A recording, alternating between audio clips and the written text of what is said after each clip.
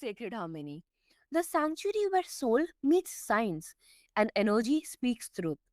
Today's guest, Daphne Michaels, is best-selling author, human potential expert, and creator of the Stewards of a Higher Bandwidth movement.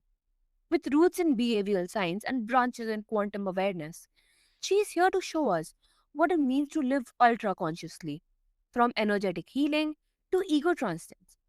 If you're ready to dissolve the boundaries between the practical and the profound, this episode is your invitation. Welcome to the show, Daphne. It's an honor to have you. Thank you so much, Anya. It's very good to be here. Mhm. So, Daphne, you talk about energetic anatomy. Can you break down what that really means for someone who's only familiar with the physical anatomy? Absolutely. So I think everybody recognizes that we have a spirit as well as a physical body. And when we're talking about energetic anatomy, we're talking about the anatomy of the spirit. Mm-hmm. Right. And how can we begin to tune into our energy body in daily life? So that's a really good question. And it's a really important question right now because what happens with stress, which is so prevalent in daily life, is that we begin to lose a connection with our spirit. So, tuning into it on a daily basis is very, very important. And we do this in several ways. One is by staying connected to our truth, meaning if we are feeling burned out, we don't try to push past that limit. If we feel like we need a little bit of time alone, we make sure that we get that time alone. If we feel as though we need to be inspired, we look for that inspiration. So, in other words, we really take care of our spirit. Mm-hmm. And it's fascinating how we can know our blood pressure, but not our soul's pressure until we pay attention. Absolutely. And when we shift, what we understand is that there is an entire world waiting for us. In fact, not only an entire word, Anya, it's an entire universe waiting for us. When we move into understanding the energetics of our psyche, of our being, of our spirit, we discover portals to realms of possibilities that we never knew existed. Mm-hmm. Absolutely. And you teach quantum awareness as a tool to overcome struggle. What does this look like in action, say, during a moment of fear or self doubt? Quantum awareness is another way of saying spiritual awareness or energetic awareness. And quantum awareness puts the science behind spirituality so that we understand that we're not just trying to make something up. We're not trying to use our imagination. We're trying to tap into something that is very real. And this is our deeper self, our essence, our spirit, our consciousness, our psyche. All of these are talking about the same thing. So, when we use quantum awareness to solve our problems, to solve our struggles, what that means is that in a moment of challenge, we're not trying to game the system in terms of how we navigate other people's um, issues or how we try to get ahead in the world. In fact, we're not even focused on the world. What we're focused on is what do we really want? What is our truth? Where can we tap into the power that is going to solve our problems? 100%. And Is it possible to stay in quantum awareness during chaos, or do we only find it in stillness? That's a great question. And this is one of those chicken and egg questions. What comes first, the chicken or the egg? And so if we are in chaos, you are 100% right. The quantum awareness cannot be found in chaos.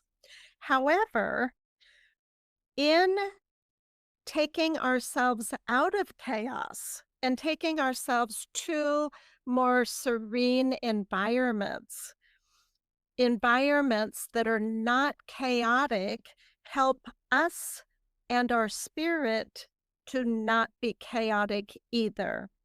And once we get tuned back into our spirit and develop, and this is where we get back to quantum awareness again, because it's not just about thinking and hoping, it's about the actual development of the quantum energetic pathways that allow us to blossom into our spiritual nature. And then this spiritual nature is something that we recognize, we identify with, and we remember in times of chaos. So now, if we go back into a situation and it becomes chaotic, we remember how to reorganize ourselves internally above the chaos. So we can be in that chaotic situation, but actually internally not chaotic. And that's the goal to quantum energetic awareness. That's freedom. And sometimes stillness isn't the absence of movement, it's the presence of mastery. Yes, it is. That was very well said. And stillness is an experience of mastery because we're not in stillness just trying to avoid chaos. We're trying to reach for something higher and clearer and deeper and more fulfilling. And that's where the mastery comes in. Mm-hmm, definitely. And you have helped leaders, healers, and seekers access their higher bandwidth. What typically blocks people from that elevated state? What blocks us is our ego. And the ego is a complex concept, but it is absolutely what blocks us. So, from a quantum energetic standpoint, we have two operating systems inside of us. And one operating system is based on what we learned when we were young. It is based on defensiveness and how to survive a threatening world. And that's called our ego. And so we have to grow beyond the ego to tap into an expanded and elevated way to think. So the thing that stops us is the lack of development of our spirit. Because once our spirit develops, we think higher, our emotions are higher in terms of we have the experience of joy and understanding what we really want from life. And we're able to make choices in the moment that keep us on this path of a higher bandwidth.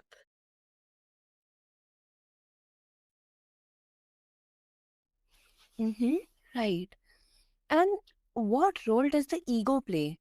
And how do we safely loosen its grip without spiraling into identity crisis? That's a wonderful question. And you are so right that we cannot disorganize the ego quickly because we will fall into identity crisis. And so there's retreats and different things that people have tried in the past. I've worked with some people who have gone to these really intensive week long or day long or whatever, but it's just so intensive and it basically batters the ego where they're told, don't think like this, don't think like this, don't think like this. And that's just your ego. That's your ego. That's your ego. And by the time they come out of these experiences, they are so confused about who they are and and what they believe in and how to navigate their life that they're in clearly in an identity crisis. This is not the goal of rising to a higher bandwidth. In fact, what we really need to focus on are two things at once. One is becoming aware of the coping mechanisms, the way we think, the way we feel, the way we act, that are not in alignment with our higher self.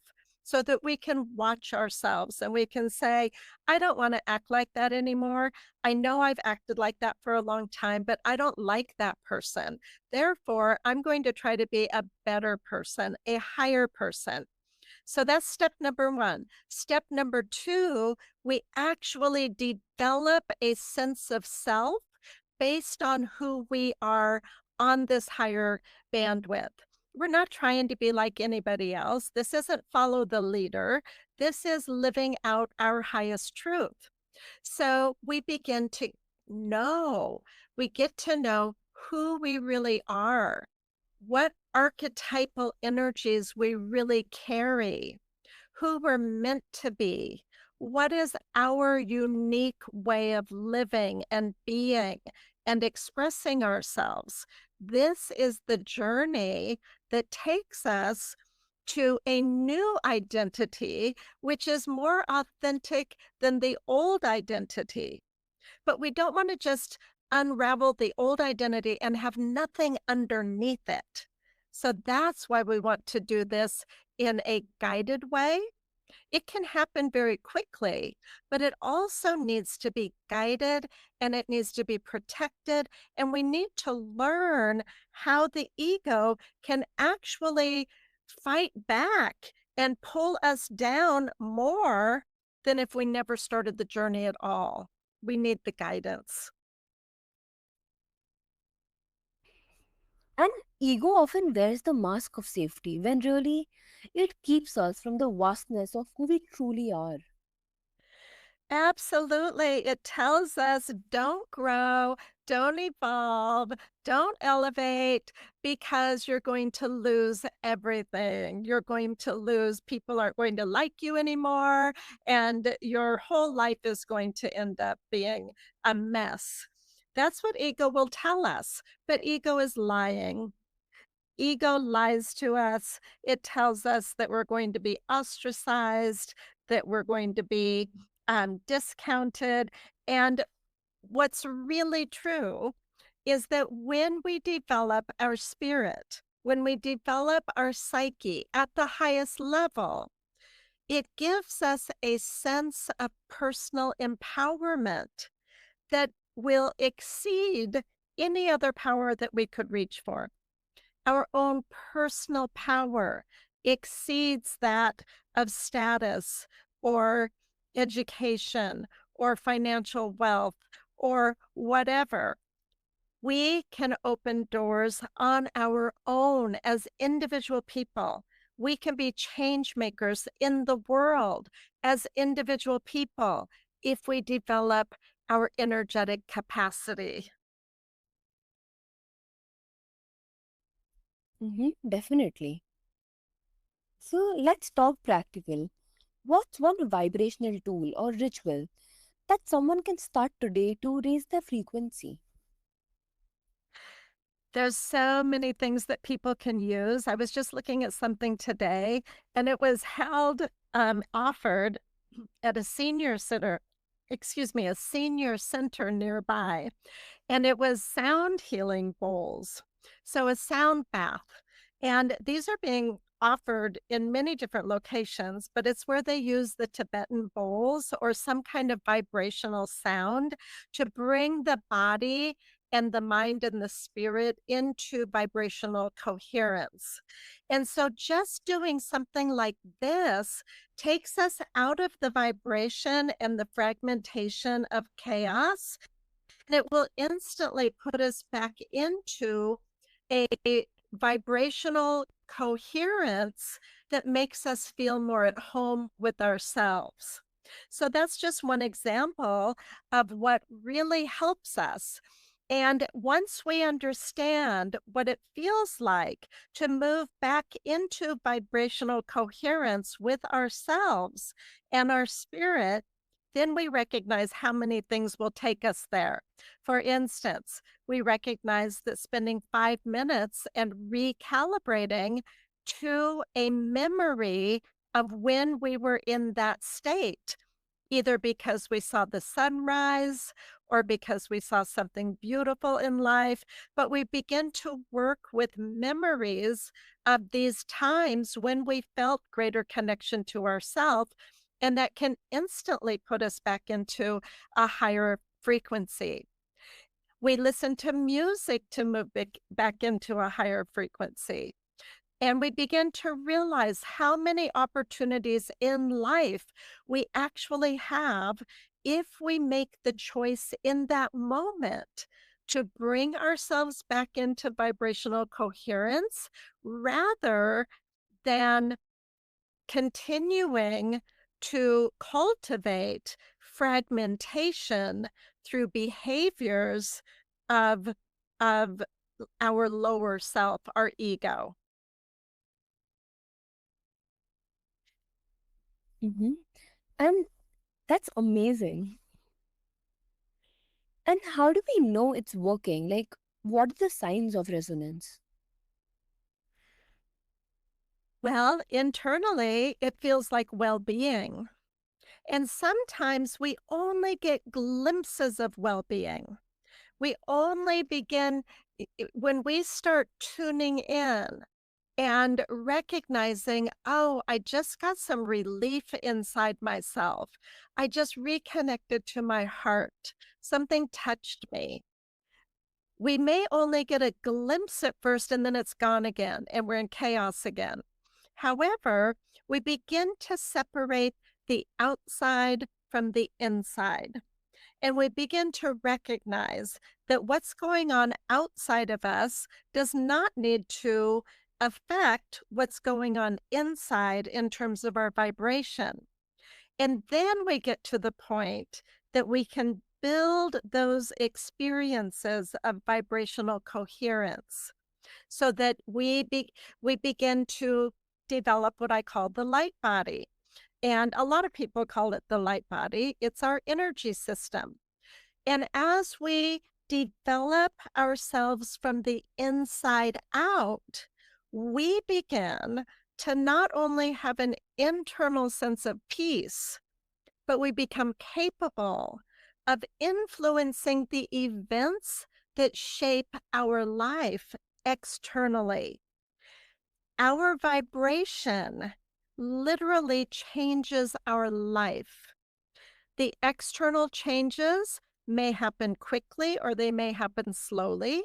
They are connected to our own choices and our own lens and our own ability to see more opportunities. It's not just magic like it happens to us. We are guiding the transformation of our life through our vibration and our presence. So we make sure that internally we are in as high of a state of consciousness as possible. And then we begin to recognize naturally and organically that our life is evolving. Our life is getting better. We're able to magnetize, create, manifest the life that we want because we have done the work to develop our spirit. And this is where healing becomes not just a hope, but a habit. Absolutely. And it's a habit that every single person that I know, and I've been teaching for over 25 years, every single person that takes on a habit of taking care of their energy system, of living with quantum awareness, of elevating to a higher bandwidth through their own consciousness. This is a habit they would never give up because it's what brings joy and meaning and purpose and fulfillment to their life. Mm-hmm. Right. And you have worked across both clinical psychology and mystical realms. What's one insight that bridges both worlds and continues to guide your path today? So, the energetics and the psychology. Can you say a little bit more about that in terms of what you would like for me to focus on? Mm-hmm. Mainly, what is the bridge between the clinical world and the mystical realm? I see the clinical world and the mystical realm. I love this question. It's such a great question. Well, I practiced as a clinical psychotherapist for many decades, actually, for at least 2 decades, more than that. Um, During part of that time, I was offering clinical psychotherapy, but I was also offering to people who were interested in it energetic development. And so I was able to see that bridge very, very closely. And one of the things that happens is that when people are in a clinical framework, they often take on the identity of having um, a mental health issue. So if we're talking about depression or anxiety or even an eating disorder or, any kind of a mental health um, issue, while I believe there is merit in helping people through that framework, it sometimes traps people into believing that that's who they are. So people begin to not say, I live with depression. They say, I am a depressed person. And this is the very first thing we need to shift if people are going to walk the bridge from the clinical to the mystical, because this bridge is created through our identification of who we are. If we say, I am a spiritual being, above all, I am a child of the universe. I belong to the stars. I belong to this grand adventure of what it means to be alive on this planet. I belong to all of the realms of consciousness that are available to us as human beings. If we expand our sense of self outside of a clinical container, a clinical framework, we are on our way to experiencing levels of consciousness that a clinical guide can never take us to. For one thing, mysticism is literally outside of the scope of practice of clinicians. So, clinicians, even if they have their own deep, powerful, mystical life, they cannot responsibly bring it into a clinical framework without potentially confusing their patient. So, these on one level are completely separate vehicles. I think the clinical is a very helpful way for people to increase their functioning in the world if they need clinical support, if they need to sort trauma out, if they need to take medication, if they need to deal with um, dysfunctional situations in their life. A clinical lens can be very helpful. And I think clinical psychology is expanding also to include somatics, which is very helpful because, of course, somatics dealing with how people feel in their body and stress responses and nervous system, vagal nerve responses, and all of this takes us closer to this expanded framework of an energetic model.